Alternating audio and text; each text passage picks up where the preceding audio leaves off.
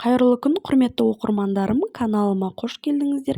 Бүгін сіздерге қамыры езілмейтін, жабыспайтын сочный мантының рецептісін ұсынатын боламын.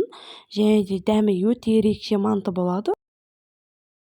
Ең алдымен бізге керекті заттар осындай мякоть еттер, осыны майдалап, турап, әдемілеп, құйрық май екеуін майдалап, турап, жақсылап турап аламыз. Және де асқабақ, пиязды да осылай кубиктап, әдемілеп, майдалап, турап аламыз. Және де мен үйде бар приправаларды қостым, паприка қостым, дәмін ерекше әдемі қылады. Тұзын керегінше тұзын сеп, осылай екіге бөліп қойдым. 2 күлше нан илейтін боламын. Ең алдымен бізге қамыр илеу үшін 1 жұмыртқа, керегінше су, кішкене май тамызып, жақсылап жұмсақ, езілмейтін, жабыспайтын қандырып жақсылап қамыр илейтін боламыз. Міне санышқымен кішкене араластырамын, одан кейін уже қолмен жақсылап илеймін асықпай.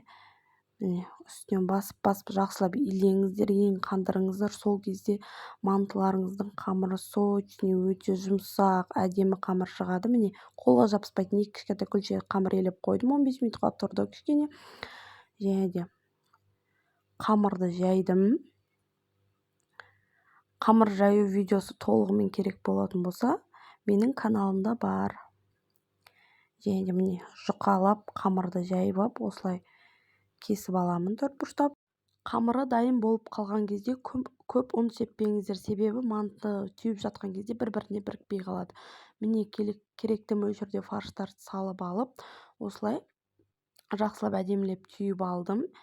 Және де мантоваркамды осылай жақсылап майлап алдым. Және де араларын қатты жапсырмай, әдемілеп мантымды тізіп салып шықтым. Видеода көріп тұрғандарыңыздай жақсылап әдемілеп салып аласыздар мантоваркаға.